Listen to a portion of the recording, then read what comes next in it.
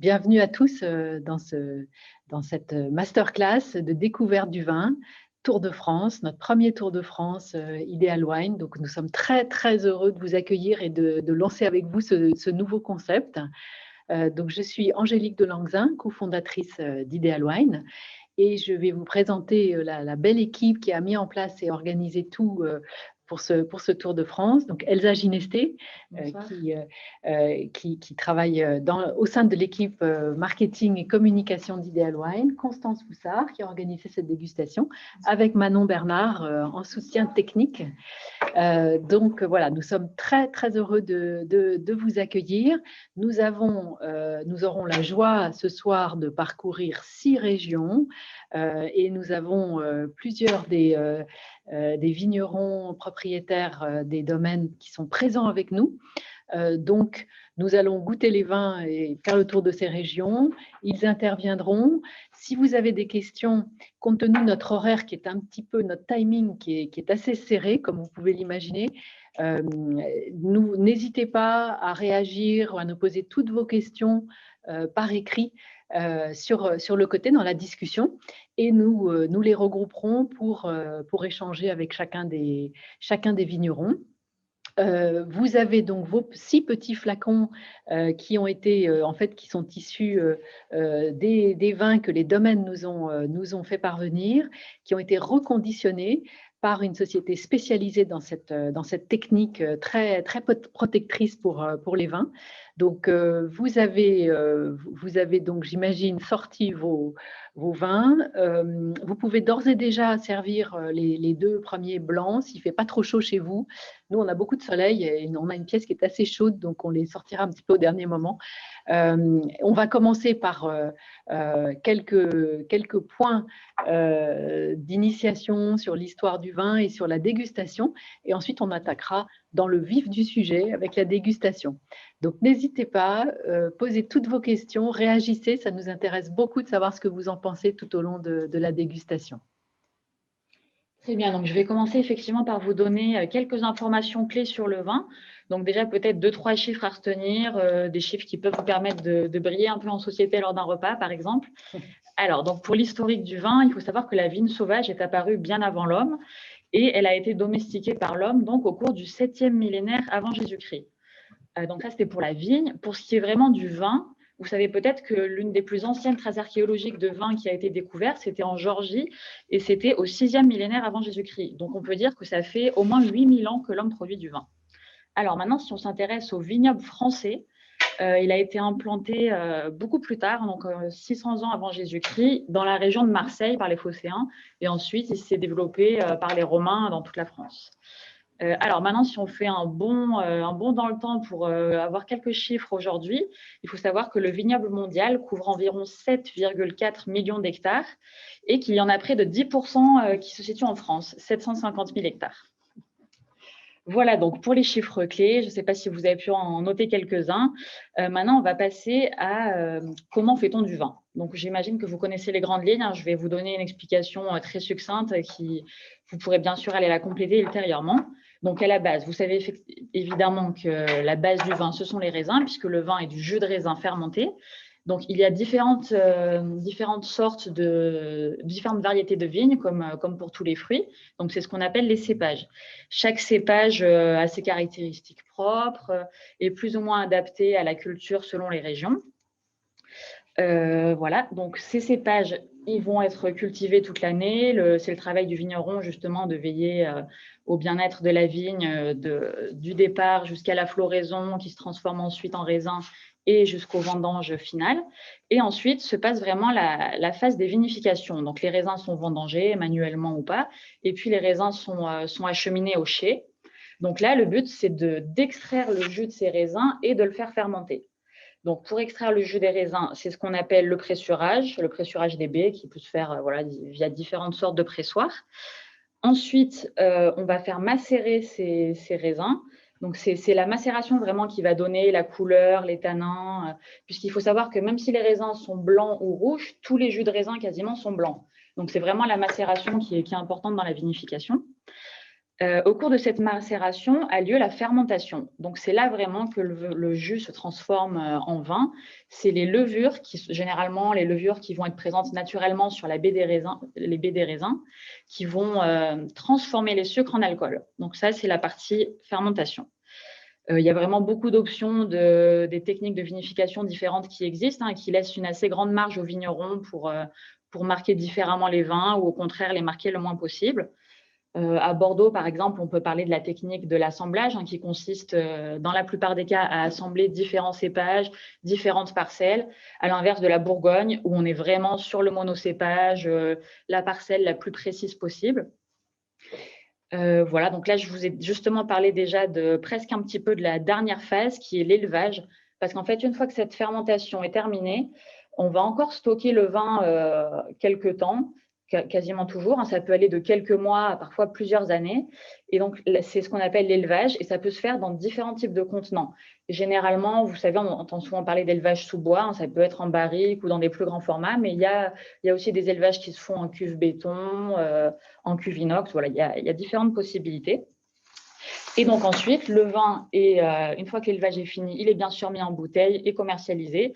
Et là, vous le savez encore, le vin continue d'évoluer pendant de longues années, jusqu'à ce qu'il soit bu, évidemment. Voilà, donc c'était la petite introduction sur comment on fait le vin. Je pense qu'on va pouvoir maintenant rentrer dans le vif du sujet avec Constance. De la dégustation. Je précise que nous avons donc avec nous, et on les remercie beaucoup, donc trois domaines parmi les 6 que nous allons déguster. Donc, merci beaucoup à Thibaut Boulet, Armelle Cruz et Jean-Christophe Bott de nous avoir rejoints. On pourra... il y a Migodard aussi. Ah, Migodard est là aussi. Alors, merci à vous d'être là aussi. Je ne vous ai pas vu, pardon. Donc, on sera très heureux aussi d'avoir des approfondissements avec vous sur ces techniques, sur la façon dont on fait le vin. On essaiera d'être encore une fois, le plus synthétique possible. Alors, place à Constance pour nous parler de la dégustation maintenant. Voilà, c'est ça. Donc, maintenant que vous en savez un petit peu plus sur la théorie, vient la partie très sympa finalement de la dégustation. Déjà, la dégustation, elle consiste tout simplement à éveiller ses sens pour analyser un vin, que ce soit l'analyser pour découvrir en fait son identité tout simplement, pour comprendre ses qualités et puis aussi parfois pour déceler aussi ses éventuels défauts. Rassurez-vous, c'est plutôt rare d'avoir un vin avec des défauts. Quand on analyse un vin, justement, on fait appel à ses sens, que ce soit les sens visuels, olfactifs et gustatifs. Et c'est ce que nous allons voir justement ce soir. Donc pour la partie visuelle, nous permet donc en fait, quand on observe un vin, on observe ce qu'on appelle sa robe. À quoi ça sert de l'observer? Elle peut nous donner des indices en fait tout simplement sur les cépages utilisés, donc les variétés de raisins, et aussi un indice sur l'âge du vin. Donc tout simplement, pour l'âge du vin, on commence à observer déjà la couleur. Donc quand on est face à un vin blanc, c'est très simple, on incline son verre. Alors, je ne sais pas si vous me voyez très bien, mais on incline son verre de façon à avoir ce qu'on appelle une langue, tout simplement parce que ça a la forme d'une langue. Plus un vin blanc tirera vers des reflets argentés ou verts, plus on pensera que le vin est jeune. Et au contraire, plus il vieillira, plus il évoluera vers vers des teintes ambrées. Pour un vin rouge, on fait la même chose. Et en fait, plus un vin rouge sera doté de reflets violacés, plus le vin sera jeune, alors qu'au contraire, en vieillissant, il aura tendance à évoluer vers des couleurs un petit peu orangées, tuilées. Ça, c'est pour la partie couleur. Quand on observe un vin aussi, sa robe, on observe l'intensité du vin. L'intensité peut aussi nous donner des indices sur les cépages qui sont utilisés. Parce que, par exemple, en Bourgogne, le pinot noir est un cépage qui va donner un vin avec une robe plutôt rouge clair, assez délicate, alors que la Syrah, qui est un cépage qui est cultivé dans le sud de la France, aura une peau un petit peu plus épaisse et donc elle va donner des vins plus foncés. Donc, c'est ce qu'on pourra observer tout à l'heure. Il y a une technique dont parlait Elsa tout à l'heure, une technique lors de la production du vin qui s'appelle la macération et qui fait qu'en fait, lorsque les peaux macèrent longuement avec le jus, elles donnent une couleur plus intense justement au jus, donc au vin au final. Et puis une dernière chose, quand on analyse la robe d'un vin, c'est aussi quand pardon, excusez-moi, c'est l'analyse des larmes. Donc en fait, c'est tout simplement lorsque vous secouez votre verre comme ça, vous observez des petites gouttes de vin qui s'accrochent, et plus elles s'accrochent longuement, plus on peut supposer que le vin est chargé entre guillemets en alcool ou en sucre. Donc, tout ça, c'est pour la partie visuelle, et ensuite, on peut passer à la partie olfactive. La partie olfactive se fait en 2 temps, qu'on appelle premier et deuxième nez. Donc, quel est le premier nez? Tout simplement, c'est on approche notre nez du verre, et en fait, on sent déjà des premiers arômes assez volatiles, on va dire, qui sont propres au cépage, parce que chaque variété a des arômes assez typiques.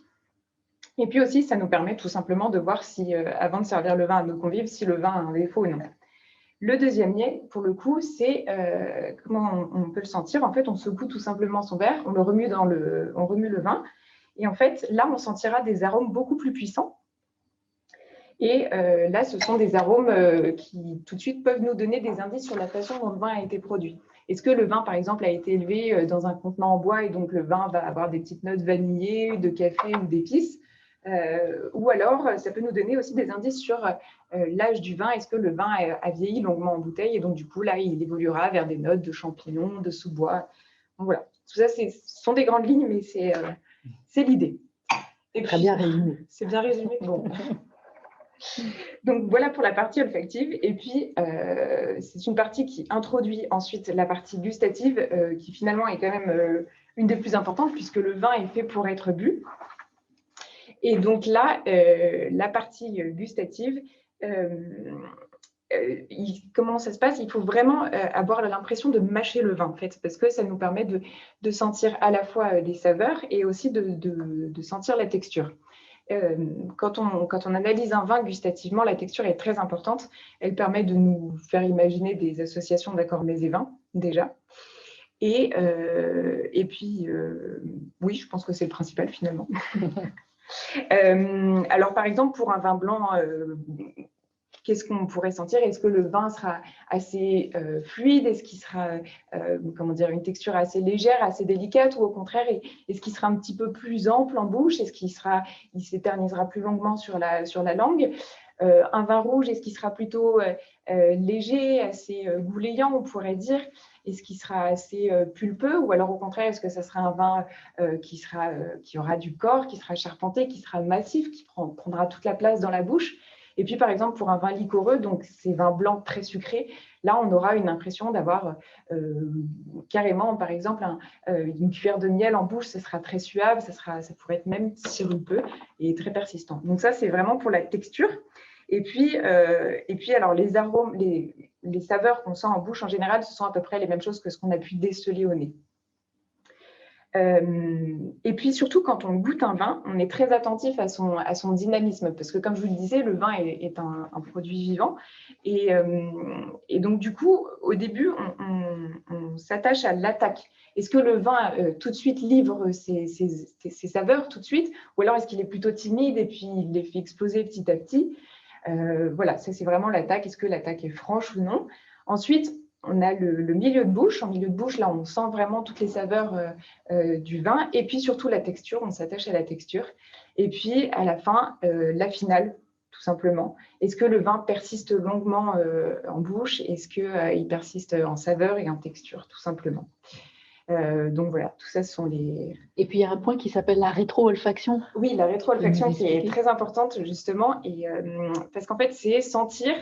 Ce qu'on a senti en fait au nez, on le sent en bouche par un système qui met un d'écho. Voilà, donc c'est ressentir ces arômes en bouche, et du coup en bouche ça ne s'appelle plus des arômes mais des saveurs. Et ces saveurs après sont retransmises à la mémoire olfactive, et c'est pour ça que c'est très important quand on est en dégustation de recracher le vin, parce que ça nous permet de rester alerte et de se remémorer tous les vins qu'on a pu déguster. Je précise effectivement que là nous avons 6 échantillons de 5 centilitres. Vous n'êtes pas obligé de tout goûter dès maintenant. Vous pouvez en garder un petit peu pour approfondir avec le petit livret qu'on vous a préparé. C'est notre petit message de modération. J'ajoute un petit message sanitaire parce que vous pouvez peut-être être étonnés de nous voir sans masque toutes les trois. Mais dans les circonstances actuelles, nous sommes toutes les trois allées nous faire tester. Et Manon aussi qui accueille les invités et qui va suivre vos commentaires pour être certain que tout le monde soit, qu'il n'y ait aucun problème. Donc voilà, on va peut-être enchaîner alors maintenant avec le premier vin que vous avez sans doute servi dans votre verre et donc avec Thibaut Boulet, et Elsa va nous présenter le premier vin donc, qui est le Sancerre. Oui, donc juste avant de donner la parole à Thibaut Boulet, je vais juste vous introduire la région de la Loire. Donc, il faut savoir que c'est le plus grand vignoble de France, enfin, en tout cas le plus étendu, puisqu'il couvre près de 1000 km entre l'Auvergne et Nantes et environ 57 000 hectares de vignes. C'est un vignoble qui a une histoire 2 fois millénaire. Il a aussi pas mal évolué dans l'esprit des gens. Je dirais que, par exemple, pour la génération de mes parents, c'était un vignoble secondaire. Il y avait vraiment Bordeaux, la Bourgogne et à la limite le Rhône. Et à l'inverse, aujourd'hui, c'est en train de devenir vraiment un vignoble de premier plan que beaucoup de gens adorent. Moi, à titre personnel, par exemple, c'est mon préféré. C'est un vignoble très dynamique. Il y a beaucoup de signatures qui émergent et qui font beaucoup parler d'elles. Donc, vraiment un vignoble super intéressant. Il a une grande diversité de terroirs. Donc, le terroir, d'ailleurs, pour ceux qui ne savent pas exactement, c'est un ensemble de critères géographiques, géologiques, climatiques, même biologiques et humains. Donc, c'est vraiment une notion quand même assez générale. Donc, je disais une grande diversité de terroirs et aussi une grande diversité de cépages. Donc, pour les blancs, on va par exemple avoir le melon de Bourgogne à muscadet. On a évidemment le chenin à Vouvray et Montlouis. On a aussi le sauvignon blanc à Pouilly fumé. Donc voilà, ça c'est les principaux pour les blancs. Pour les rouges, on a essentiellement du cabernet franc, mais il y a aussi un petit peu de gamay, un petit peu de pinot noir, de gros lot et quelques autres cépages secondaires. Voilà, donc grande diversité de terroirs et de cépages qui donne une grande diversité de vins, évidemment. C'est l'un des grands intérêts de la Loire. Mais si quand même on cherche un genre de dénominateur commun aux vins de toute cette vaste région, on pourrait dire que c'est la fraîcheur des vins, la fraîcheur, que ce soit pour les vins blancs comme pour les vins rouges. Donc ça, c'est un terme justement que vous allez souvent entendre en dégustation. Je pense qu'assez intuitivement, vous comprenez qu'il s'agit notamment de l'acidité du vin, mais il n'y a pas que ça, c'est un ensemble. C'est l'acidité du vin qui est assez présente, donc on parle de tension dans le vin, et c'est aussi par exemple des arômes qu'on va pouvoir qualifier de frais, donc ça peut être des saveurs d'agrumes, des notes un peu végétales, par exemple mentholées, voilà, tout ça qui contribue à la fraîcheur du vin. Voilà, donc je pense que je vais pouvoir laisser la parole à Thibaut Boulet pour nous présenter son domaine et son vin, qui est voilà, la meilleure personne pour le faire. Merci beaucoup. Merci à toute l'équipe pour cette dégustation inédite. Donc, comme l'a dit Elsa, vous m'entendez bien? C'est bon? Oui, très bien. Eh bien, comme l'a dit Elsa, ce sont les Romains qui ont apporté la viticulture dans la vallée de la Loire et elle arrive au 1er siècle avec les Romains en Sancerrois et le vignoble est largement constitué au 9e, 10e siècle, donc c'est un vignoble très ancien. Donc nous faisons du vin à Chavignols, au cœur de l'appellation, depuis le 14e siècle. On n'a pas beaucoup bougé. On n'est pas aventurier dans la famille, et donc on fait du vin depuis cette époque dans le village. Notre domaine a une petite dizaine d'hectares, 10-12 hectares, principalement à Chavignols. Et le vin blanc que vous allez déguster, que nous allons déguster ensemble, est donc un Sauvignon, 100% Sauvignon. Il existait quelques différents cépages jusqu'à la fin du 19e siècle. Après le phylloxéra, l'ensemble du vignoble est un monocépage. Donc, c'est bien un Sauvignon 100%. Et ce vin résulte, c'est le seul de nos vins blancs qui résulte d'un assemblage sur des vignes, des parcelles calcaires et argilo-calcaires. Alors, quand on déguste un jeune vin comme celui-ci, un 2019, ce sont davantage les parcelles sur calcaire qui s'expriment. Et si vous avez la patience d'attendre quelques années, ce vin évolue comme les vins de Chavignols, et c'est davantage les terroirs argilo-calcaires qui vont s'exprimer. Alors, pour reprendre le guide de dégustation que nous avons tous reçu, Et que si on regarde la robe de ce vin, on est sur une robe or pâle, avec des petites notes or vert, hein. Je me réfère au petit guide très pratique que vous nous avez communiqué. Le début. Voilà, au début, hein, page 6. Page 6, voilà. Voilà. Très bien fait ce guide. Alors, les larmes qu'évoquait Constance sont bien présentes, hein. C'est vrai que 2019 a été une année chaude et les vins sont relativement puissants.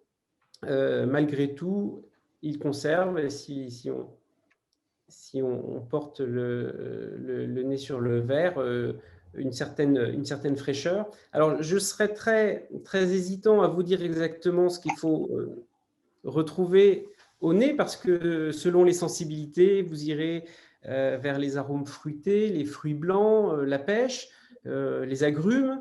On peut trouver aussi des notes végétales, de genêt, on peut trouver des notes exotiques. Donc, là, je ne voudrais pas être prescripteur d'arômes. Je laisse chacun aller. Si, comme moi, vous avez ouvert le vin il y a déjà presque une demi-heure, on peut même trouver des notes beurrées. Voilà, donc là, je n'ose pas dire exactement ce que chacun retrouve. Donc, voilà. Et à la bouche,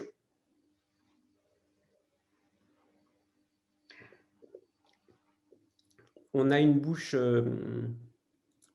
pleine, assez grasse, des fruits bien mûrs.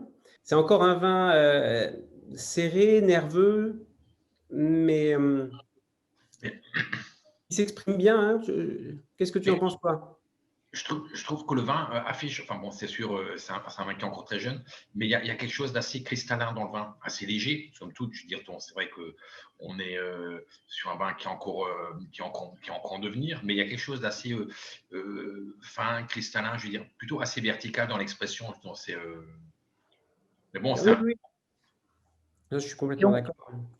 Et on parlait d'énergie tout à l'heure aussi, et on sent dès l'attaque une très belle vivacité aussi, hein, dans ce vin. Je sais pas si vous l'avez. Oui. C'est vrai. On y retrouve la structure. Bon, c'est un vin qui va évoluer, hein. Il est encore jeune. Mais je trouve qu'on a un peu les stigmates, entre guillemets, de 2019, donc une année qui a donné quand même des vins assez riches. On a quand même un vin avec pas mal on sent qu'il y avait de la richesse, enfin, que les raisins étaient bien mûrs. Et aujourd'hui, la fraîcheur est un peu sous-jacente. Et je veux dire, ce côté un peu exubérant conféré par 19 est un tout petit peu dominant. Il faut attendre que tout ça se mette un peu complètement. Je suis complètement d'accord. Essayer de l'attendre quelques années, c'est ça? Oh, c'est un vin qui évoluera sans problème une dizaine d'années, hein. C'est pas. Et là encore, comme je vous disais, on goûte un Sancerre et dans quelques années, on goûtera un Chavignol. Donc, c'est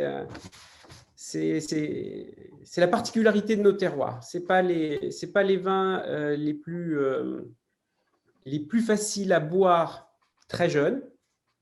En revanche, c'est des vins à garder, à mettre en cave, à oublier et à redécouvrir. Superbe vin, en tout cas, merci beaucoup. Est-ce qu'on peut peut-être dire un mot d'accords mets et vins? Oui, c'est exactement ce que j'allais dire. Le cas échéant, si on l'a un petit peu gardé, est-ce que vous avez des accords fétiches à conseiller?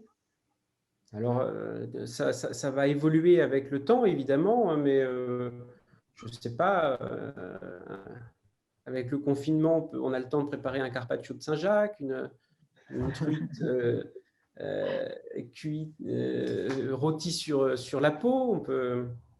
Non, effectivement, les poissons, je crois que c'est dans votre guide. Hein, oui, non, l'imaginer avec des produits de la mer. Oui. Et un crottin de Chavignol. Bien sûr, l'accord local. Exactement. Très bien. Merci beaucoup.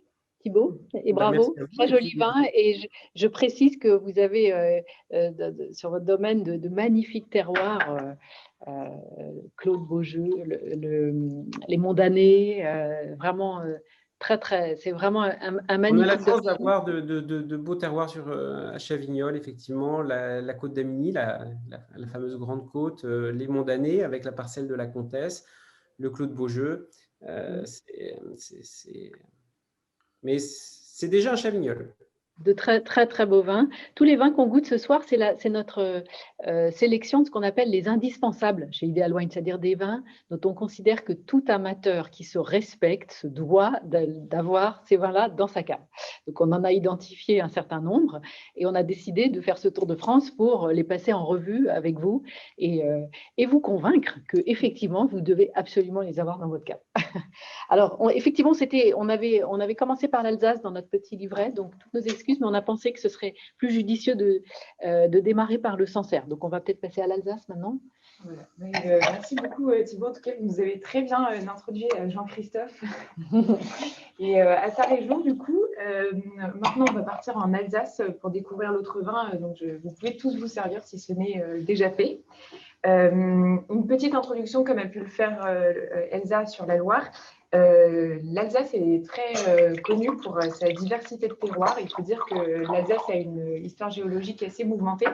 Donc les sols sont très très variés. Les terroirs sont certains très prestigieux. Certains endroits sont même classés grands crus. Je crois qu'il y a 51 grands crus en Alsace, si je ne dis pas de bêtises. Voilà. L'Alsace aussi, c'est un paradis pour tous les amateurs de vin blanc. On produit principalement du vin blanc à partir de différents cépages, évidemment.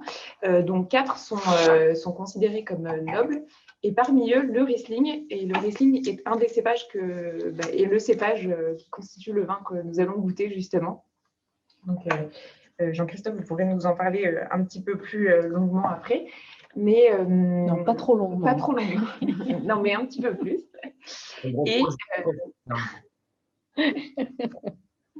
Et puis aussi, ce qu'il faut savoir, c'est que l'Alsace est aussi un paradis toujours pour les amateurs qui recherchent des vins plutôt sains, si je puis dire, c'est-à-dire qui sont certifiés biologiques ou biodynamiques, parce que comme l'Alsace est plutôt protégée des vents, des pluies par les Vosges qui sont à côté, le climat est plutôt clément et permet du coup de cultiver sans abuser de traitements chimiques. Donc voilà, c'est un peu la réputation de l'Alsace. Peut-être que je peux vous laisser présenter votre domaine, Jean-Christophe, et présenter votre vin aussi. Bonjour. Merci de m'inviter à cette visio. Je vais essayer d'être… Vous m'entendez bien? Ça va? Très bien. Je vais essayer d'être assez succinct. Bon, Jean-Christophe Bott, vigneron au domaine Bottgeil à Bellonheim. Donc, on se retrouve dans le Haut-Rhin, à une dizaine de kilomètres au nord de Colmar. Et donc, il faut savoir que le vignoble alsacien s'étire sur à peu près 120 km depuis Marlenheim au nord jusqu'à Thann au sud, et sur une bande continue qui fait entre 2 et 5 km de long et qui est vraiment adossée aux collines sous-vosgiennes et qui déborde sur la plaine d'Alsace. Cette extension sur la plaine d'Alsace était un peu, je pense, une erreur parce que quelque part, c'était des terrains un tout petit peu trop profonds qui n'étaient pas propices à la vigne, qui étaient plutôt propices à certaines céréales. Mais bon, ça, on refait pas l'histoire. Je veux dire, les meilleurs terroirs sont quand même adossés aux collines sous-vosgiennes. Comme vous le disiez tout à l'heure, on a une diversité qui est assez exceptionnelle en Alsace, je pense, qui est unique au monde, sans vouloir être chauvin. Je ne vais pas du tout m'étendre là-dedans, mais c'est vrai qu'il y a quelques centaines de millions d'années, le massif vosgien et le massif de la Forêt-Noire ne faisaient qu'un. Et à un moment donné, avec tous les mouvements tectoniques qu'on peut avoir, cette voûte s'est effondrée et en son milieu, on a donné naissance à la plaine du Rhin. Et de part et d'autre, il y a eu les Vosges et de notre côté, la Forêt-Noire. Ce qui fait qu'on a une multitude de terroirs. On a des calcaires qui côtoient des granites, on a des schistes, on a du terroir volcanique, on a un peu plus en plaine des terroirs un peu plus d'alluvions, un peu gréseux. Et on a des terroirs argileux aussi, et c'est vrai que enfin, toute cette multitude, mais une grande dominante aussi, disons, une variation autour du calcaire. Bon, je vais en revenir à nos moutons. Donc, Bodgal, donc on a un domaine familial d'une quinzaine d'hectares, et c'est un domaine qui remonte à peu près, on est vraiment dans de l'approximation un tout petit peu avant la Révolution française, où quelque part, il y avait une activité viticole qui n'était pas du tout comme on la conçoit aujourd'hui, mais certainement, donc, on produisait du vin, quelques fûts de vin, mais on était aussi charron, éventuellement, on était aussi aubergiste, on était courtier en vin, ou même à l'époque, on n'appelait pas ça courtier en vin, on appelait ça gourmet, je veux dire, parce que c'était des gens qui avaient un certain bon goût, c'est-à-dire pour la bonne chair et pour le bon vin, et pour d'autres choses éventuellement, mais bon, après. Et donc, c'est vrai que tout ça faisait qu'on avait une approche, enfin, on était très attaché à cette terre, mais on ne vivait pas que de cette terre, parce que quelque part, la terre, la nature pouvait s'avérer assez capricieuse, comme elle l'a été aussi la semaine dernière. Je ne vais pas faire un... Et quelque part, souvent, le fait d'avoir des arbres fruitiers, d'avoir des bovins, enfin ou éventuellement quelques poules, une autre activité faisait qu'on arrivait à nourrir sa famille, on arrivait à se développer, on arrivait à survivre et à passer le cap. Et donc, moi, je suis arrivé sur le domaine au début des années 90. Donc, j'ai développé le domaine doucement, et en essayant d'accroître encore plus de grands crus qu'on avait. Aujourd'hui, on a la chance de travailler 6 grands crus dans 6 terroirs différents et 2 lieux-dits. Et donc, j'ai aussi récupéré un clos historique sur le... Donc, on a pratiquement une dizaine de terroirs. L'idée de faire des terroirs me plaît beaucoup, parce que ce sont des vins, chaque fois, qui ont cette singularité, ce caractère qui est un peu unique. Et bon, par la force des choses, comme vous le disiez tout à l'heure, on a cette sensibilité au bio. Mais bon, aujourd'hui, la culture biologique, on est, je dirais, raconter une bêtise, peut-être aux alentours de 15-17%. C'est beaucoup, sans être beaucoup. Il y a quand même plus de 85% ou un peu moins de 85% qui ne le sont pas. Bon, c'est sûr qu'avec la période qu'on a traversée, il y a des gens qui ont franchi le pas, mais bon, peu importe, ces gens-là, il va falloir 3 ans de conversion, un petit. Enfin bon, peu importe. Et donc quelque part, l'idée, moi, je suis pas du tout un extrémiste de la bio ou un écolo ou machin. Vous voyez, bon, je suis peut-être pas bien, mais bon, j'ai pas du tout pensé ce matin, mais c'est pas grave. Tout va bien. Mais parce que j'arrive directement des vignes, donc c'est vrai que je suis un peu. Et donc, qu'est-ce que je veux dire? Donc l'idée pour nous, c'était vraiment, au travers de la culture biologique, de capter un peu cette identité, capter ce caractère ou sa personnalité du lieu, et essayer de l'imprimer dans le vin. Et c'est vrai que la culture biologique, bon, c'est vrai qu'il y avait pas mal de vignerons qui travaillaient, et donc j'ai pu... Ça fait quand même une vingtaine d'années qu'on est en bio et on a opté pour la biodynamie. Et on voit que dans beaucoup d'endroits, ça fonctionne, ça donne des vins différents. Et comme dit, on n'est pas du tout dans une modalité de vin nature, de vin, je veux dire, dont l'idée, c'est de faire des vins qui soient purs, qui soient élégants. Et éventuellement, si au travers de la culture biologique, on arrive à faire en sorte d'avoir un tout petit peu plus de vie dans le sol, un tout petit peu plus de porosité, un tout petit peu plus d'enracinement, qui font qu'on va capter le sol, tant mieux. Après, juste une petite chose au niveau de la vinification avant de passer à la... Enfin, mon père avait déjà commencé dans ce sens-là, vraiment cette envie de récolter plus tard que ne font la plupart des gens. On connaît habituellement la maturité physiologique du raisin. Surtout, c'est quand le raisin mûr. Enfin, on sent que le raisin est équilibré. Nous, on essaie d'aller un tout petit peu plus loin, dans le sens où on veut plutôt aller dans ce qu'on appelle la maturité phénolique, où quelque part, on a envie d'avoir cette structure tannique qui soit mûre, aussi ces amers qui soient mûrs, qui soient lisses. Et quelque part, c'est une petite fenêtre, cette maturité phénolique, avant la surmaturité. Et donc, c'est sûr que si on attend plus tard, donc on change un peu de stylistique de vin. Et pour nous, ce qui est important, c'est vraiment de récolter à ce moment-là. Les pots sont relativement fines. D'ailleurs, ça fait presque 30 ans que c'est mon père qui avait commencé avec ça. On récolte tout en caissettes, des petites caissettes de 30 kilos. Ce qui en Alsace, c'est pas du tout courant parce que, bon, vu le développement de la machine à vendanger, peu importe, je veux dire, on était un peu pris pour des fadas. Je veux dire, quand on a commencé. Mais bon, on me disait, de toute façon, ça lui passera. Mais bon, ça ne lui est pas passé. Et donc, l'idée, c'était vraiment, quand on a des pots très fines, de respecter cette matière première, d'amener les raisins, je veux dire, très mûrs au pressoir, de faire tout le pressurage en raisin entier pour vraiment capter cette structure tannique qui est assez fine, et aussi ces amers nobles qui sont assez structurants, qui donnent un peu de lift, qui donnent aussi un peu de tenue et un certain caractère au vin. Et donc, ensuite, bon, les ferments. Voilà. On va passer, Maintenant, il faut qu'on avance. Voilà, si on peut passer. Excuse-moi, Jean-Christophe, je suis vraiment désolée, mais on a beaucoup de travail ce soir. J'allais vraiment y venir. J'ai essayé d'être succinct. Donc là, on est sur un Riesling, les éléments 2018. 2018, donc on était sur une année qui a donné des raisins quand même relativement sains, donc une année qui était plutôt généreuse globalement.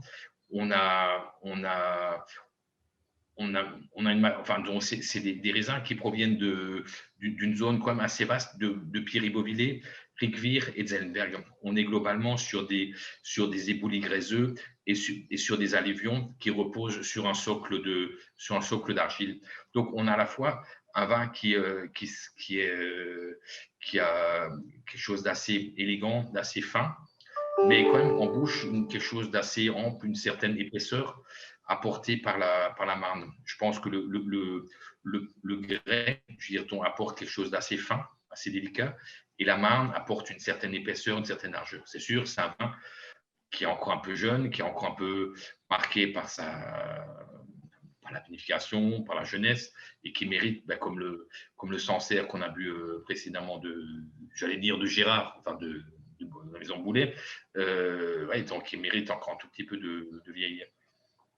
Donc, c'est un vin qui a des notes un peu d'écorce d'agrumes, un peu légèrement épicées. Et on a aussi une phase un peu minérale, un peu pierre, donc qui ressort en bouche. Donc, c'est un vin qui est sec, mais qui a quand même une structure, comme je disais tout à l'heure, avec une certaine largeur. On a ces amers qui ont un côté salivant, qui donne une belle structure au vin.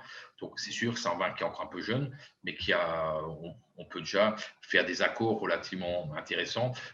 Autour, je rejoins un niveau, pas sur éventuellement un Carpaccio de Saint-Jacques, oui, je mettrais plutôt soit un poisson cru, ou soit, je vais dire, un poisson juste grillé unilatéral, ou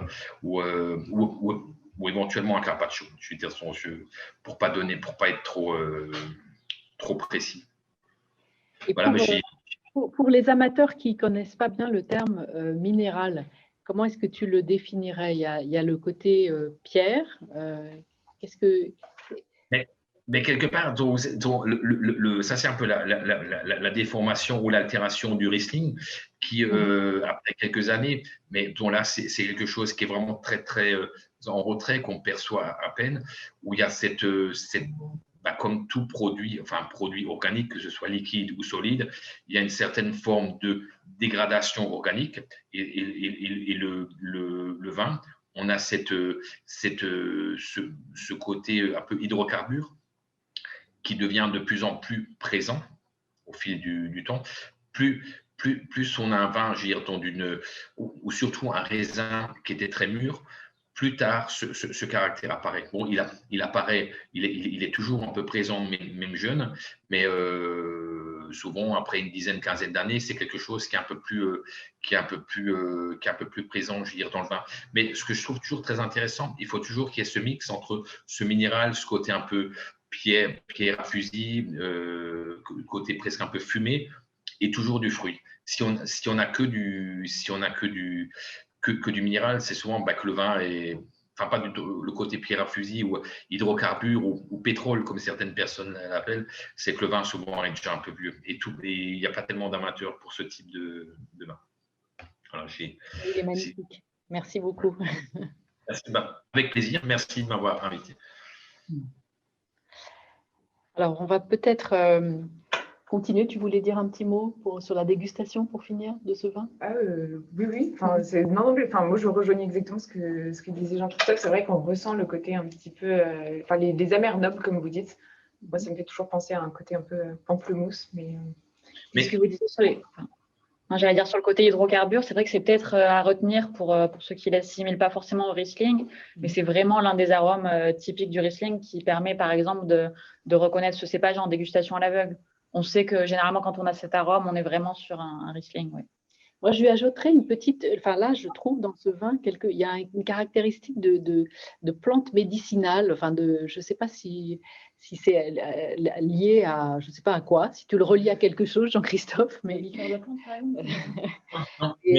a une fraîcheur. Clairement, ouais.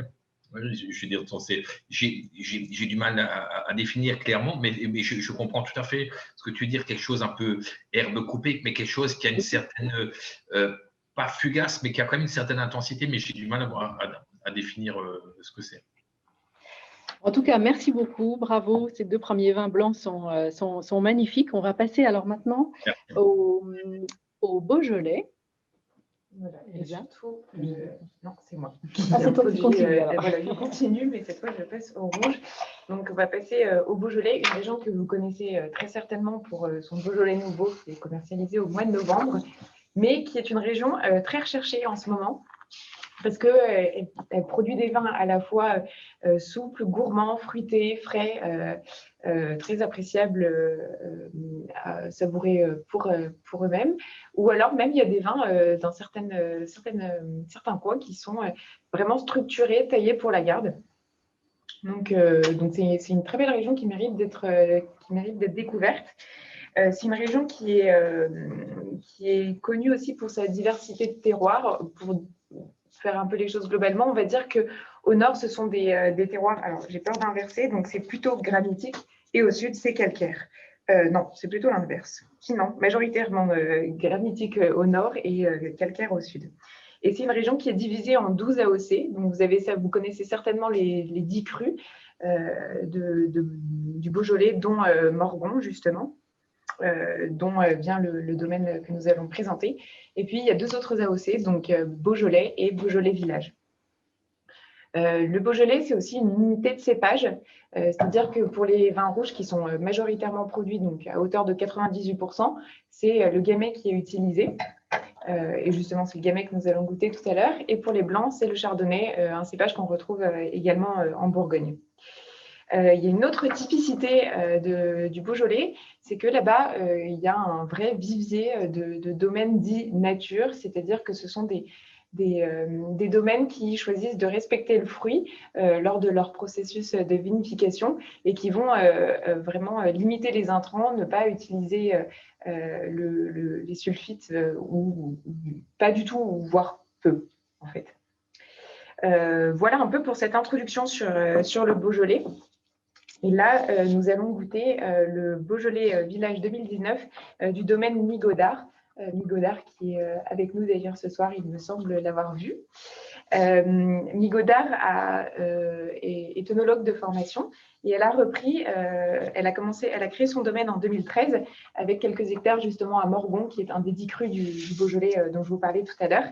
Et elle soigne ses vignes, elle les bichonne grâce à des méthodes empruntées à l'agriculture biologique. D'ailleurs, je crois que son domaine, ces 7 hectares, sont en cours de certification à l'agriculture biologique. Et de façon générale, Migaudard a envie de produire des vins assez structurés, taillés pour la garde.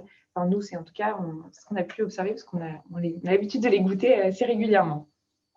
Et alors, en cave, elle fait assez attention, elle utilise le soufre avec modération. Voilà, donc je ne sais pas si vous vous êtes servi de cette cuvée. Donc, cette cuvée, donc ce Beaujolais Village. Comment il a été fait? Alors, c'est ça. Donc, je vous disais qu'elle faisait attention à la façon dont elle traitait ses vignes. Déjà, elle vendange ses vignes manuellement. Et puis, pour réaliser cette cuvée, elle a procédé à une méthode qui est assez typique du Beaujolais. C'est une macération carbonique avec les grappes entières. Alors, explique-nous la macération carbonique. C'est complexe.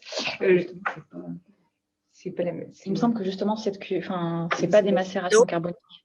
Oui. Allô? Oui, Alors, bonjour, c'est Migoda. Bah, vous allez pouvoir nous éclairer. Moi, j'allais dire l'inverse, que c'était pas... Désolée. Oui, je suis désolée, j'étais en transit là, donc et puis ma connexion n'était pas très bonne. Oui, alors, on est très heureux de vous avoir avec nous. Merci. Je suis désolée, ouais, je ne vais pas pouvoir parler très longtemps, mais si vous voulez que j'explique un petit peu la vinification du Beaujolais Village.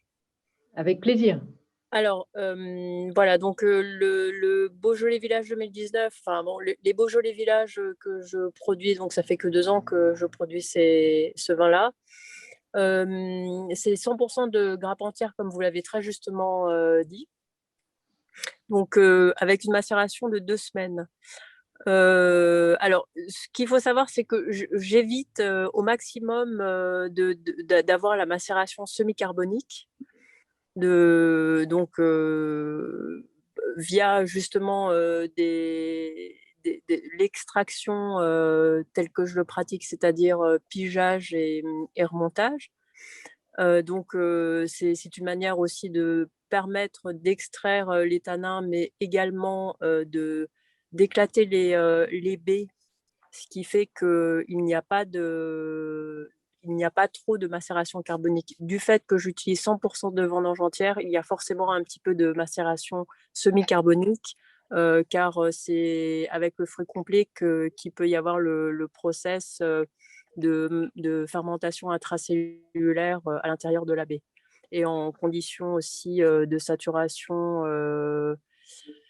dans la cuve, c'est-à-dire qu'il y a beaucoup de gaz carbonique et peu d'oxygène.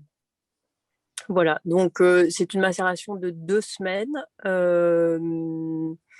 et avec, donc après il y a pressurage et après un élevage en cuve ciment, donc c'est vraiment le seul vin que j'élève en cuve ciment au domaine.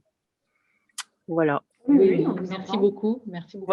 Voilà. Alors, par rapport à la dégustation, ce vin est particulièrement fruité. On est sur des fruits rouges et des fruits noirs.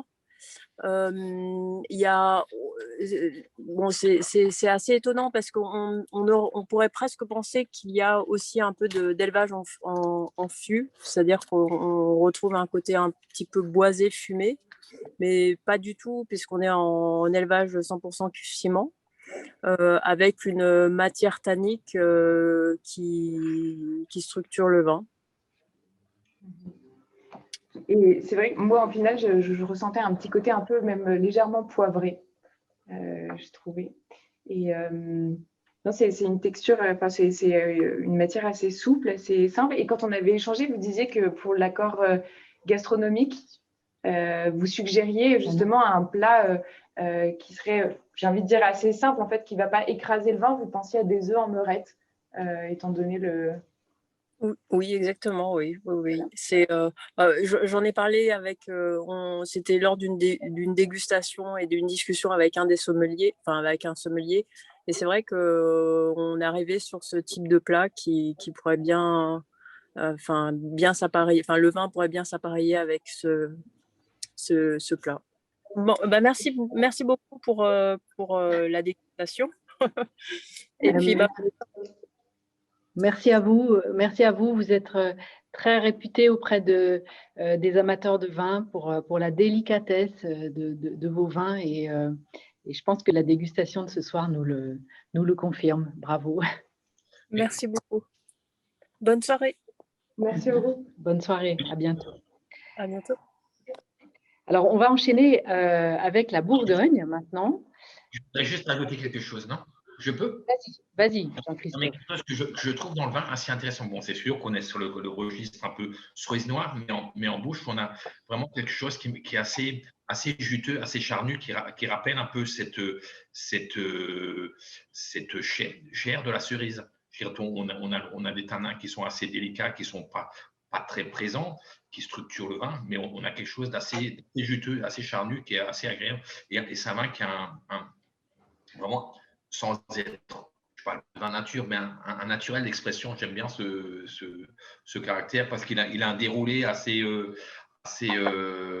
facile d'approche et c'est un vin qui est très agréable à boire. J'en profite, Jean-Christophe, puisque tu es avec nous, nous avons eu une question à propos. Alors, on n'a malheureusement pas le temps de se plonger peut-être lors d'une prochaine dégustation. On fera un focus sur la biodynamie, mais on a une question d'un des participants qui demande si le carafage est particulièrement recommandé, si je lis bien, hein, parce que c'est un peu loin pour moi sur ce petit écran, pour les vins biodynamiques. Qu'est-ce que pour leur faire gagner en complexité? Qu'est-ce que tu en penses? Tu as 10 secondes pour nous répondre. Je dirais qu'il soit biodynamique ou pas. Je dirais après, un bon vin, c'est un bon. Plus les vins sont jeunes, plus ils ont besoin d'être un tout petit peu oxygénés, un peu aérés. Et souvent, les vins en biodynamie, c'est peut-être pas ceux que je caraferais, parce que souvent, c'est des vins, beaucoup de gens ont des postures un peu sans soufre ou très. Et donc, c'est des vins souvent qui sont fragiles et le carafage, souvent, ça peut un tout petit peu leur donner le coup de grâce ou un tout petit peu trop les ouvrir. Je pense que c'est peut-être plutôt pour des vins qui ont plutôt à réserver pour les vins jeunes, bio ou biodynamique ou conventionnels. On se trompe souvent, mais le carafage, c'est plutôt pour les vins jeunes finalement, alors que les vins anciens vont être plus fragiles et c'est des fois un peu risqué justement de les carafer. Oui, c'est une autre manipulation, la décantation, voilà, c'est une autre technique. Mais c'est vrai que pour un vin ancien, il faut le manipuler avec beaucoup de précaution. Bien, merci beaucoup. Alors, on passe à la Bourgogne. Vous avez donc servi dans votre verre le Rully du domaine Paul et Marie Jackson.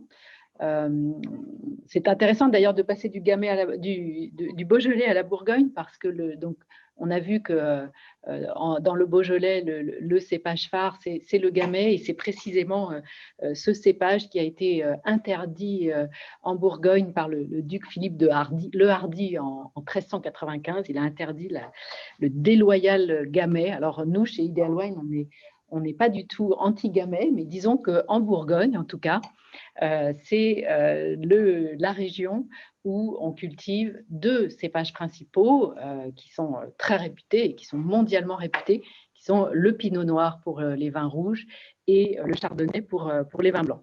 Alors, c'est une région de 30 000 hectares de vignes, bien plus petite que ce que peuvent être de très grandes régions comme en termes de taille de surface comme Bordeaux ou le Languedoc. 30 000 hectares, un climat qui est assez tempéré, un peu plus frais, et qui se divise en 5 sous-régions. Vous avez la côte de Nuits, la côte de Beaune, qui sont les surfaces principales. Vous avez également au nord le Chablisien et au sud la côte chalonnaise et le Mâconnais. C'est d'ailleurs en côte chalonnaise que nous allons nous rendre tout à l'heure. Les vins de Bourgogne ont connu une explosion en termes de demande et donc en termes de prix aussi, pour une raison qui tient notamment aux caractéristiques évidemment des terroirs, hein, ces parcelles qui ont été façonnées dans le temps depuis 1000 ans, notamment par les moines cisterciens depuis au moins 1000 ans, et qui sont aujourd'hui découpées en ce que l'on appelle des climats.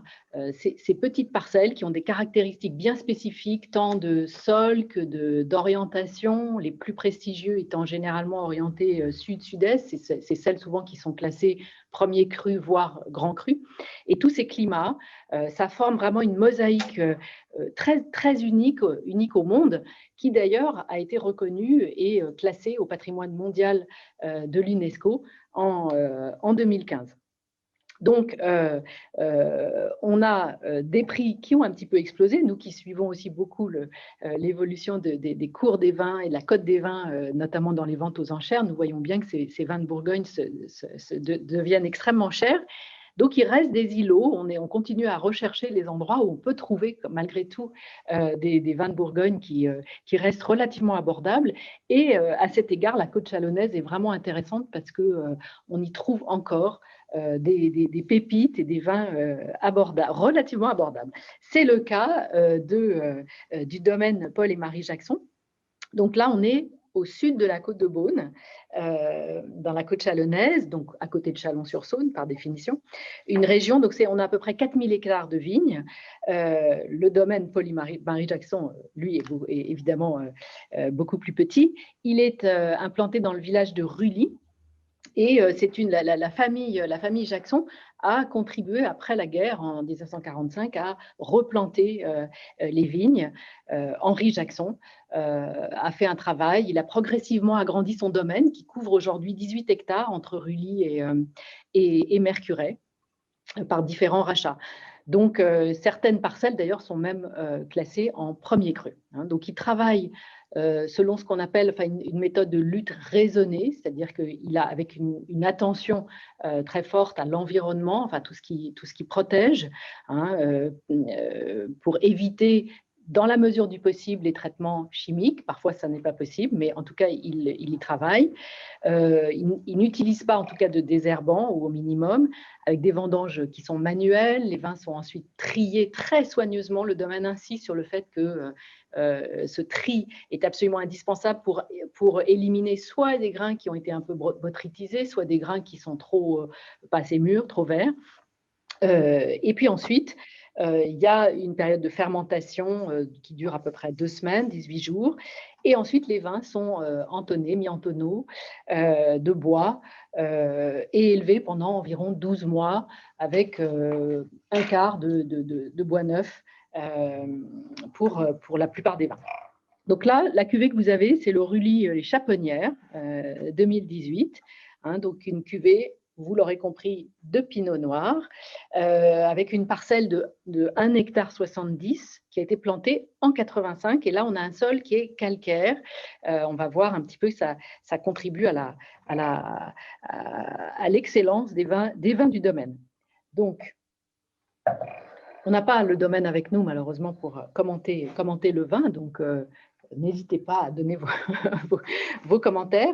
Donc, Constance le disait, souvent les vins de Bourgogne ont une robe qui est plutôt plus claire. C'est vrai que celle-ci est légèrement plus claire que le vin précédent et sans doute que le Bordeaux que nous allons goûter un petit peu plus tard et le vin du Rhône également.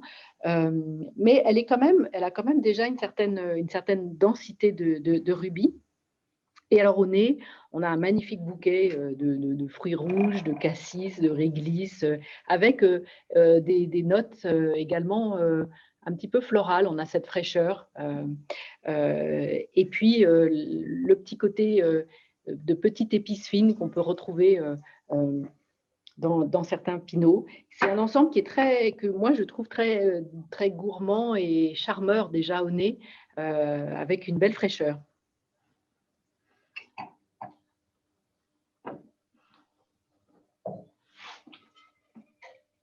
Je trouve que oui, effectivement, il y a pas mal de notes florales. Je ne suis pas très douée en fleurs, je ne saurais pas dire quoi, mais au nez, ouais, c'est vraiment... Tout à fait, on la sent bien et on la retrouve en bouche d'ailleurs aussi. Je trouve voilà, donc avec une bouche qui est charnue, qui est très fruitée. On a le millésime 2018 qui est un beau millésime assez solaire.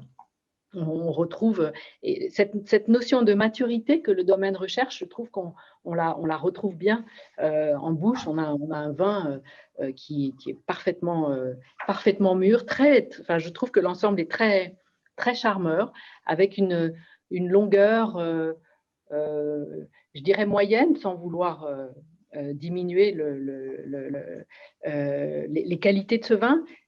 C'est très, voilà, c'est agréable. C'est un vin qui est relativement facile, qui n'a pas besoin d'avoir fait des années d'études de dégustation pour pouvoir être apprécié. Il y a une jolie finale aussi sur les fruits acidulés qui rapportent la fraîcheur à la fin, c'est très sympa. Beaucoup de finesse, oui, beaucoup de finesse et cette énergie. On a évoqué l'énergie tout à l'heure. On a aussi, on a une trame qui a cette énergie, oui. Je ne sais pas ce qu'en pensent nos vignerons présents. On vous écoute si vous voulez apporter un… Mais, C'est encore jeune, effectivement. On est sur oui, mais ce sont des vins qui peuvent être appréciés jeunes aussi. C'est ça qui est agréable aussi, souvent avec les rullis, c'est qu'ils sont très savoureux dès leur jeunesse. Il faut attendre encore un tout petit peu. bon. Il gagnera sûrement en complexité avec un peu d'âge. Je pense, oui. Oui. C'est un relis de 2019, c'est ça que je vois sur l'étiquette? C'est 2019, oui. Ah, c'est 19, oui, parce que j'ai compris 18, c'est pas grave. Oui, je pensais que c'était 2019. Pardon, excusez-moi. Mais c'est vrai que c'est un vin en devenir, il est juteux, il a, je vais dire, une belle équilibre, mais il est quand même marqué par son élevage, ce que n'avait pas l'autre, comme on était sur un élevage dans des cuves en ciment. Ici, là, le bois, même s'il n'y a que 30% ou un tiers, je veux dire, a quand même marqué, c'est quand même marqué un tout petit peu par cet élevage. Il faut que le vin, je pense, il faut quand même 2-3 ans, voire 5 ans pour que ça digère cet élevage, pour que le vin soit plus… parce que quelque part, le bois, en fin de compte, c'est quelque chose qui va permettre, je veux dire, d'assouplir les tanins, de lui donner une certaine harmonie. Mais aujourd'hui, ça dessert un tout petit peu le vin. Enfin, sans être… il faut encore trop présent, oui. Ça assouplisse encore un peu. Oui, c'est vrai qu'on le recommande, nous, habituellement, plutôt, on a d'attendre 3 ans de garde pour le vin, hein, même si, voilà. Après, les vins, aujourd'hui, c'est vrai qu'on le voit bien dans la restauration, enfin, quand les restaurants sont ouverts, on a tendance à servir des vins très, très jeunes. Souvent trop jeunes. Beaucoup trop jeunes, et c'est vrai que c'est un petit peu dommage, hein. Donc là, on le servira volontiers autour d'un plat de viande. Nous, on évoquait en préparant cette dégustation un bœuf carotte ou des champignons mijotés, ou vous avez commencé tous à avoir faim, mais aussi un filet mignon. Voilà. Oui, il faut, je pense, une viande un peu saignante parce qu'il y a quand même des tanins et donc ça va très bien avec les viandes saignantes. Oui, ça va développer son caractère juteux. Voilà. Ok, alors on va enchaîner sur le Rhône, c'est ça? Absolument. C'est parti. Avant-dernière région, on va peut-être accélérer un tout petit peu pour ne pas vous séquestrer pour le repas.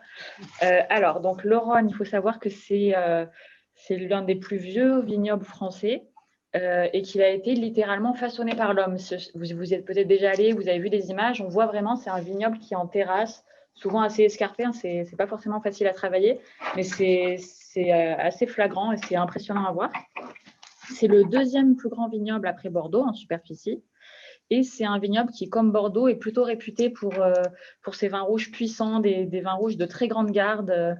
Vous prenez par exemple une grande Côte-Rôtie ou Châteauneuf-du-Pape, vous pouvez le garder vraiment plusieurs décennies. C'est parmi les vins qui peuvent vieillir le plus longtemps dans vos caves. Et voilà, je disais, c'est aussi des vins qui vont être quand même plutôt puissants. Il y a des tanins, c'est des vins de caractère. Il y a souvent des saveurs, hein, des arômes un peu animaux.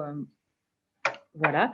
Alors, ce qu'on peut dire aussi sur le Rhône, c'est qu'il y a vraiment deux parties. Il y a le Rhône Nord et le Rhône Sud, qui d'ailleurs sont réellement séparés, hein. Il y a une bande d'environ 50 km sur laquelle il n'y a pas de vignes. Sur la partie nord du Rhône, on va plutôt produire des vins en monocépage, donc beaucoup la Syrah pour les rouges, alors qu'au sud, ce sera plutôt des assemblages. Par exemple, pour Châteauneuf-du-Pape, vous avez jusqu'à 13 cépages autorisés. D'ailleurs, on a souvent le droit à mettre un petit peu de cépage blanc également dans ces vins rouges. Voilà, donc je pense que je vais m'en tenir là pour le Rhône, hein, mais si ça vous intéresse, vous avez aussi quelques infos supplémentaires dans le livret. Alors, on va passer maintenant à la présentation du vin et du domaine. Donc, le domaine Michel et Stéphane Augier, qui est un domaine familial qui est installé sur les coteaux d'Ampuis depuis 7 générations. Il compte aujourd'hui 27 hectares qui sont sur des sols plutôt de schiste et de granit. Donc aujourd'hui, c'est Stéphane Augier qui est aux commandes. Il avait pris la suite de son père en 97 et il a un peu laissé sa marque au domaine puisqu'il a eu une grande expérience bourguignonne. Et c'est pour ça qu'ils vont plutôt maintenant faire des cuvées parcellaires. Ils vont accorder une grande importance aux parcellaires. Donc c'est vraiment isoler des terroirs qu'on juge intéressants, qui vont avoir une certaine unité pour en faire des cuvées à part. Au niveau de la production, ils sont en culture raisonnée, donc ils font attention aux produits qui sont utilisés. Ils essaient de travailler le plus proprement possible. Les sols sont travaillés et les fermentations sont naturelles, c'est-à-dire que le début de la fermentation, je vous parlais en introduction des levures qui vont transformer le sucre en alcool. Quand on parle de fermentation naturelle, ça veut dire que c'est les levures indigènes. Donc, les levures qui étaient à la base présentes sur la peau du raisin, qui proviennent de la parcelle. Parce qu'on peut aussi lancer les fermentations de manière un peu artificielle, on va dire, en ayant des levures sélectionnées ou des levures achetées qu'on va mettre dans la cuve pour lancer tout ça. Donc, avoir des levures indigènes, ça a l'avantage d'accroître le côté terroir du vin, de n'y ajouter aucun artifice. Donc, on va passer, oui, non, peut-être avant de passer à la cuvée, on peut aussi dire que c'est vraiment un domaine emblématique de la région. Il a reçu, par exemple, d'excellentes notes du grand critique Robert Parker, dont vous avez sans doute entendu parler, même si aujourd'hui, il a pris sa retraite. Mais par exemple, la côte rôtie Belle-Hélène du domaine a eu 100 sur 100 plusieurs fois. Donc là, ce n'est pas cette cuvée qu'on goûte ce soir, mais c'est quand même un très joli vin. Donc le temps est venu.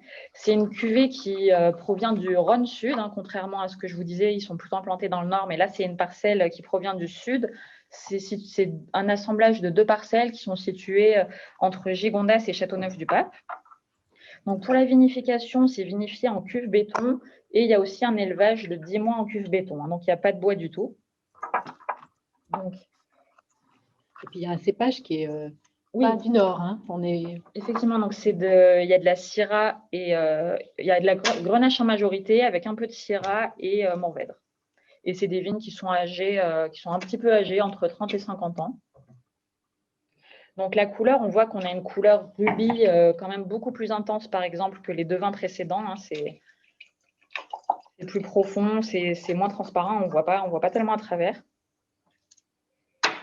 Donc au nez, on est aussi sur les fruits rouges, mais plutôt noirs, des fruits très mûrs. Donc, oui, peut-être cerise noire, mûre. Il y a peut-être même un côté un peu fruits, j'allais dire très mûr, macéré, presque à l'eau de vie.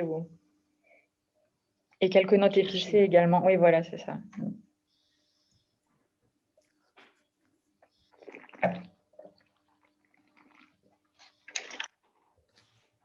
Donc, en bouche, c'est charpenté. On voit qu'on est quand même dans un vin du sud, du Rhône, mais il n'y a pas que ça non plus, quoi. Les tanins sont fins, ils laissent quand même aussi du fruit et même de la fraîcheur. Donc ça, c'est agréable, ça participe vraiment à l'équilibre.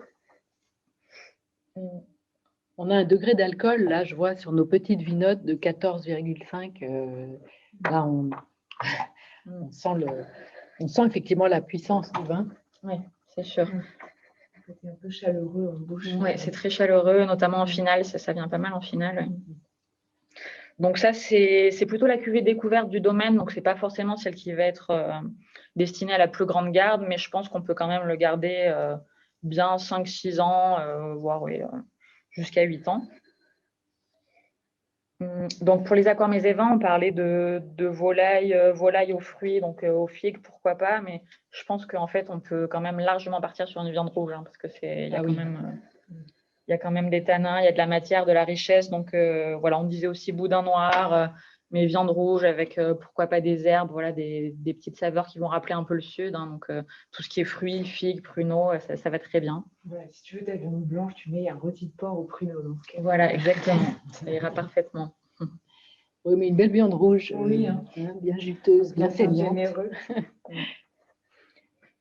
Qu'en pensent les vignerons? Avec des petites côtelettes d'agneau, je veux dire, avec un peu de thym, je pense que ça peut être assez parfait. Il y a ça, agneau aux herbes. Bon, je connais bien Stéphane, et c'est vrai que je connais un peu les vins qu'il produit. C'est vrai qu'on est sur une expression assez sud. Bon, c'est sûr que moi,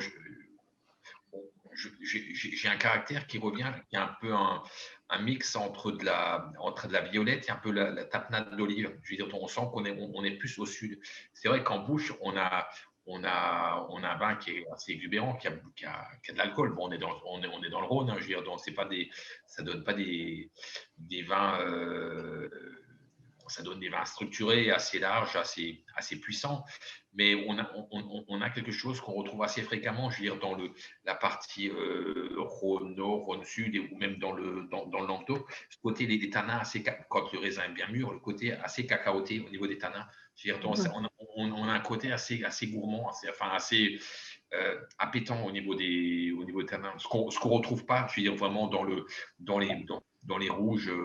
Rouges du Nord, que ce soit les rouges de Sancerre, ou les rouges de Bourgogne, où on a moins ça, ou les rouges d'Alsace. Ça, c'est plutôt un caractère qui apparaît quand le degré alcoolique est quand même un poil plus élevé. Mais bon, ça montre quand même une belle maîtrise de la vinification. Il se goûte très bien, en effet. Et je dois dire que les petites binottes sont parfaites pour déguster ces vins. Oui. Ça marche très bien, bravo. Oui, de notre expérience, effectivement, puisqu'on a démarré ces dégustations, on en est à la 6e ou 7e. Et c'est vrai qu'on constate que, notamment sur des vins jeunes, la manipulation qui pourtant s'est faite sous atmosphère très protégée, la manipulation physique qui a consisté à ouvrir la bouteille quand même, et ça a créé ça a fait un petit peu bouger le vin, et à chaque fois les vignerons qui retrouvent leur propre vin avec beaucoup de plaisir, justement dans son évolution constatée dans cette vinote. Donc on est très heureux de pouvoir partager ça avec vous. Alors on va passer à Bordeaux, dernière région, mais pas du tout la dernière, ni dans notre cœur, ni dans l'importance qu'elle représente en termes de vente, hein, parce que chez Ideal Wine, c'est historiquement la première région que nous vendons depuis la création d'Ideal Wine, depuis 20 ans. Et si on regarde au niveau des enchères, c'est encore, même si toutes les autres régions ont très nettement progressé, parce que le monde du vin et les amateurs se passionnent sont très éclectiques, et notamment chez nous. Donc, c'est la première région encore en volume dans la partie enchère de notre activité. Elle a été, compte tenu de l'explosion des prix dont je vous parlais sur les Bourgognes, elle a été supplantée par la Bourgogne en termes de valeur. Mais c'est quand même un vignoble de 118 000 hectares, hein, donc on a passé en revue les autres vignobles, donc première région française de production, avec essentiellement des vins rouges, 80% de vins rouges, 20% de vins blancs. C'est une région qui est très réputée et très connue pour sa classification, hein, puisque dans un certain nombre de zones du vignoble bordelais, on a eu le classement de 1855 qui a consacré les vins du Médoc et quelques sauternes. Il y a eu le classement des Graves, le classement de Saint-Émilion et également le classement des crus artisans et des crus bourgeois. Et le château du Taillant que nous allons goûter a été classé. Armelle vous en parlerait. Ce classement de 2020 sur lequel vous avez tellement travaillé pourrait nous en dire un petit mot. Donc Bordeaux, c'est les classements, mais c'est aussi une identité très forte en termes de cépage, avec cette caractéristique qu'Elsa a évoquée et ce grand talent à Bordeaux qui est celui de l'assemblage. C'est vraiment un art d'assembler les cépages, de les faire coller au mieux au sol dont ils sont issus, à leur orientation, enfin tout ce qui définit un terroir. Donc on a cet art de l'assemblage qui fait, autre caractéristique des grands vins de Bordeaux, et ce qui fait qu'ils sont si réputés, c'est leur capacité de garde et leur longévité qui fait que c'est pour ça aussi que chez nous, parmi les vins matures, Bordeaux a vraiment toute sa place. L'effet millésime aussi à Bordeaux, il est très fort. Évidemment, il est prégnant dans toutes les régions, mais c'est vrai qu'on en parle plus particulièrement. Souvent, on parle comment a été le millésime à Bordeaux, et ça donne un petit peu la tendance pour toutes les autres régions, alors que ça n'a pas, évidemment, normalement, les incidences ne sont pas du tout les mêmes en termes de climat, mais c'est vrai que c'est assez directeur, dans l'esprit en tout cas des amateurs. Armelle Cruz, puisque vous êtes avec nous et que vous représentez le château du Taillant, je vais peut-être vous laisser présenter votre propriété et on va goûter ensemble avec vous le vin. Merci, oui, bonjour. D'abord, je voudrais vous remercier Angélique, parce que j'ai été passionnée, même si je ne suis pas intervenue, j'ai été vraiment passionnée par la dégustation des vins précédents. Ah, Oui. vous étiez très timide. Alors, je dirais pas. Oui, oui, parce que je n'ai pas voulu intervenir. Il y avait du monde qui en parlait, donc, mais bon, j'ai vraiment été intéressée. Donc, le Château du Taillon, d'abord, vous goûtez un millésime 2015. Donc, le millésime 2015, derrière des millésimes jeunes, comme tout ce que nous avons goûté, en vinote, on change un petit peu de registre. On change même complètement de registre au niveau aromatique. Donc, ça, je voulais déjà le dire. Deuxièmement, bon, alors Bordeaux, vous avez parlé de Bordeaux, des grands vins, etc. C'est vrai qu'à Bordeaux, donc moi je suis bordelaise, je m'occupe donc de cette propriété familiale depuis une vingtaine d'années. Donc c'est une propriété d'une famille nombreuse, on va dire, et je n'en suis que la gérante. Et donc c'est une propriété qui était dans ma famille depuis 1896, donc elle est passée de père en fils jusqu'à ma génération où maintenant nous sommes 5 filles propriétaires. Donc je donne toujours l'anecdote parce que c'est vrai que nous sommes quand même 5 et notamment 5 femmes. Et aujourd'hui, donc, simplement, c'est une propriété qui a évolué au rythme des familles et des familles nombreuses. Maintenant, il y a 14 donc, petits-enfants à venir.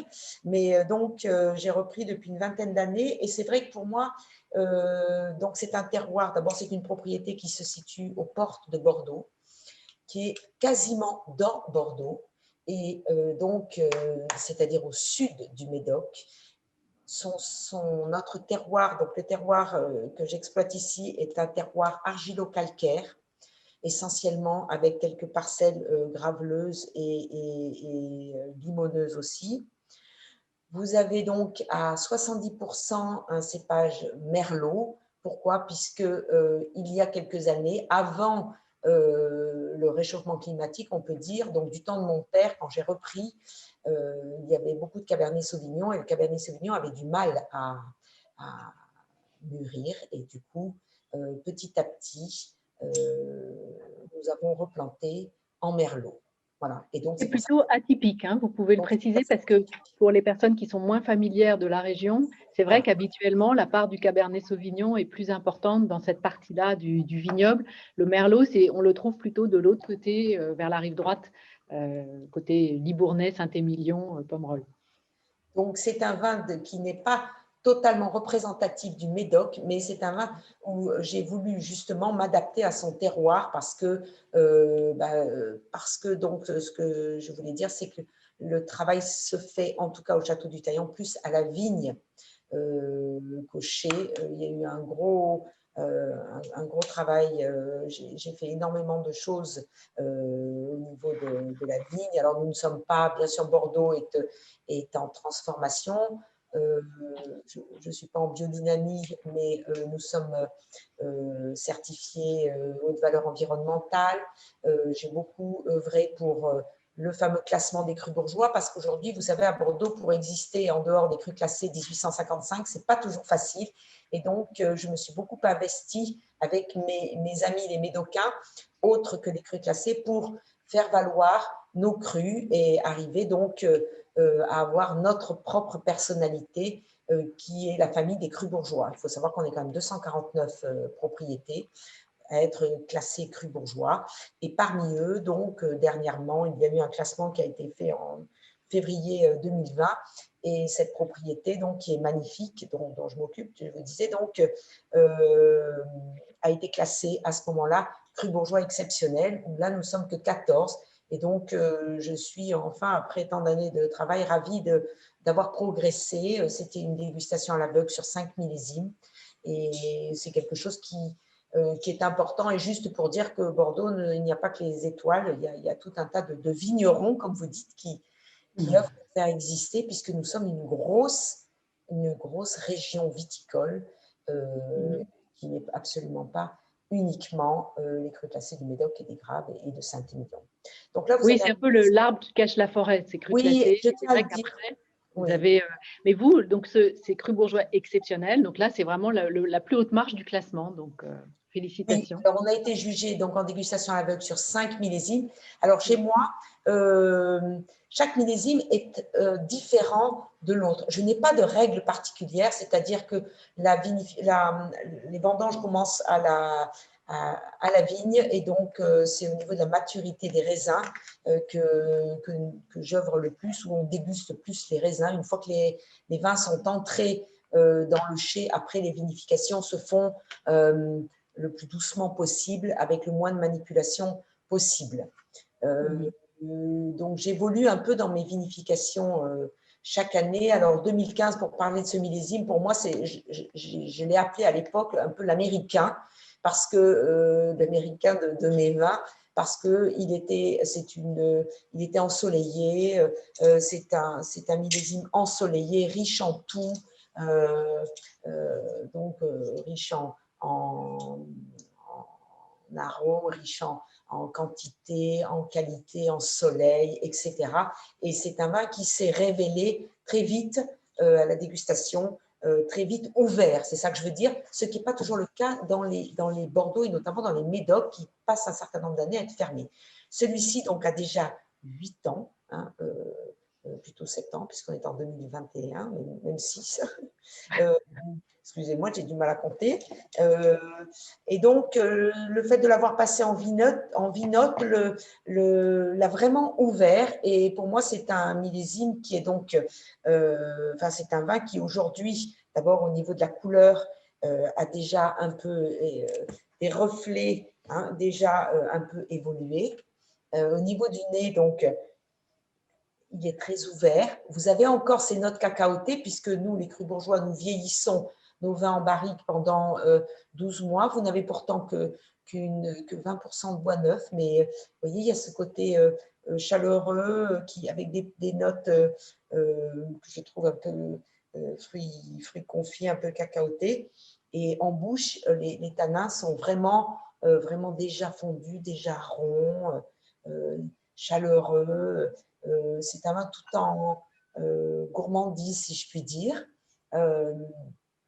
C'est un peu la caractéristique de nos 2015, sachant que 2014 est totalement différent et 2016 est totalement différent aussi. Hein. Donc, je ne peux pas vous donner une photographie de la typicité d'un Bordeaux, mais pour moi, ce qui est important, ce que j'essaye toujours de chercher, c'est l'équilibre que l'on peut trouver entre le fruit, l'alcool, les tanins, etc. Alors, j'évolue chaque année dans ma sélection, puisque la tradition à Bordeaux, c'est de faire dans nos crus, c'est de faire des seconds vins, et donc de faire une sélection c'est pas les meilleures parcelles, souvent c'est les meilleures parcelles qui donnent bien sûr les meilleurs lots, une sélection des meilleurs lots, et de retirer les lots un petit peu moins concentrés et d'en faire un second vin. Donc, les quantités varient. J'exploite 30 hectares et vous avez donc environ 100 000 bouteilles de premiers vins qui sont produites en temps normal chaque année, puisque je fais partie des gens qui ont gelé en 2017, grêlé en 2018, etc., etc. Donc, avec tous les aléas climatiques possibles. Mais c'est un vin familial que je mène une propriété plutôt, que je mène depuis donc longtemps et que j'essaye d'amener le plus loin possible. Voilà ce que très belle propriété qu'on peut visiter d'ailleurs, hein, puisqu'elle est ouverte. Et aussi, j'ajoute que vous produisez un vin blanc. Oui, alors voilà, la famille a toujours produit un Bordeaux blanc sec. Alors ça m'a amusé puisque c'est un Sauvignon blanc qui s'appelle la Dame Blanche, voilà, qui est très différente du Sancerre, mais qui a 2 hectares uniquement, un peu pas silex, mais un peu sur la fraîcheur aussi. Et c'est vrai que c'est le petit frère du Château du Taillan. Voilà. Merci beaucoup, Armelle. Je ne sais pas si nos autres vignerons veulent dire quelque chose, ou vous n'hésitez pas à nous écrire vos commentaires dans la discussion. On sera ravis de savoir ce que vous avez pensé de tous ces vins. Mais sur des millésimes un petit peu plus anciens, effectivement, ça fonctionne aussi très bien, ces dégustations en vinote. Bravo. C'est très intéressant, effectivement, de pouvoir comparer.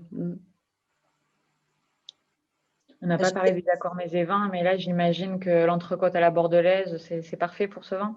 Tu nous décris l'entrecôte à la bordelaise, toi qui es bordelaise. Avec beaucoup d'échalotes et une bonne sauce. Ouais. C'est ça. Alors, en bon bordelais, les bordelais, en général, vous donnent ce qu'on appelle un rôti rouge, c'est-à-dire un rôti de bœuf avec le moins de justement de possible pour surtout ne mettre en valeur le vin uniquement. Donc, je vous le dis, mais ça, c'est la petite anecdote des vignerons bordelais. Ils vous donnent toujours un rôti de bœuf et puis il n'y a surtout pas de sauce, rien du tout, de manière à ce que voilà, le vin soit mis en valeur. Très bien. Mais 2015, c'était plutôt considéré comme un millésime plutôt chaud et précoce ou plutôt comme plus tardif? Plutôt précoce et chaud? Plutôt, c'était un millésime précoce et plutôt chaud, bien sûr. Et avec en plus une proportion importante de merlot, ça nous a amené avec des raisins très mûrs, oui. Très mûrs. Je suis surpris, bon, agréablement surpris, parce que ton levain, bon, il est encore jeune, certes, mais il y a une fraîcheur, je veux dire, sous-jacente, je veux dire, donc il donne du tonus et, je veux dire, certainement une belle perspective de vieillissement et d'avenir, ça. Tout à fait, oui. Bien, moi, je pense que oui, il a gardé une belle fraîcheur, mais je trouve qu'il est déjà quand même très ouvert, très rond. Ça se boit maintenant comme du petit lait, quoi. Je veux dire, mais par rapport aux autres, je trouve qu'il est un petit peu décalé, entre guillemets, parce qu'il est sur un registre d'arômes beaucoup plus bien différent, hein, moins sur le fruit, plus sur le côté sous-bois, épicé. Mais quand je l'ai eu tout à fait au début, le premier nez, j'étais presque sur un vin plus ancien, le côté presque un peu cuir et presque un peu. Ça. Ouais, un peu. Ouais, ça. C'est ça. Donc, tout à fait. Donc, c'est pour ça que je pense que la vinote convient quand même mieux à des vins jeunes qu'à des vins un petit peu faits comme celui-ci. Bon, ça, c'est un millésime solaire aussi. C'est intéressant aussi de goûter, puisque on dit que Bordeaux, c'est intéressant de les attendre un petit peu. Donc, la vinote peut-être a encore accéléré le phénomène et nous fait découvrir ce que c'est qu'un arôme un peu tertiaire aussi, un arôme, une fois que le vin a un peu évolué. Donc, je pense que ça correspond aussi à ce qu'on attend et on peut goûter d'un vin de Bordeaux. C'est très intéressant d'avoir effectivement ce caractère un peu d'épices et de sous-bois, comme vous le cuir aussi, oui, c'est vrai que c'est un petit peu présent aussi. En tout cas, je suis ravie parce que je trouve que ces dégustations, c'est très intéressant. Ça nous permet de déguster quand même dans des conditions incroyables. C'est intéressant. Merci beaucoup Armelle, merci aux vignerons présents. J'ajoute une petite précision parce qu'on était un petit peu surpris sur le Rully Jackson. Il y a une erreur en fait sur l'étiquette. C'était bien un 2018 que nous avons goûté, donc c'était bien ce millésime quand même assez solaire que nous avons goûté. Donc voilà, petite erreur, désolée pour l'erreur sur l'étiquette. En tout cas, un immense merci aux domaines vignerons qui se sont associés à ce premier Tour de France. Sachez que, donc là, comme je vous le disais, on a goûté 6 de nos vins indispensables. Très, très heureux de les avoir goûtés avec vous et en présence des vignerons qui ont pu être là avec nous. Vous pouvez évidemment les retrouver sur le site d'Ideal Wine. Vous pouvez aussi retrouver le coffret parce que préalablement à la dégustation, les personnes qui ont travaillé sur chacune des cuvées ont enregistré des explications très didactiques. Je peux vous dire qu'ils ont travaillé avec beaucoup de soin pour vous présenter ces vins. Donc, on va d'ailleurs vous envoyer le lien, comme ça vous pourrez visionner cette conférence. Et sachez que c'est une expérience que nous avons l'intention de réitérer, que ce soit dans les focus, dans les dégustations que nous organisons avec un seul domaine ou dans ces Tours de France. Donc, dans les prochains mois, nous concoctons un prochain Tour de France et nous espérons vous retrouver. Mais sinon, la prochaine dégustation avec un domaine aura lieu le 6 mai avec le domaine de Sylvain Pataille dans le Marsanais. Donc, on va partir en Côte de Nuit pour explorer ce très, très joli domaine. Voilà. Donc, merci à vous.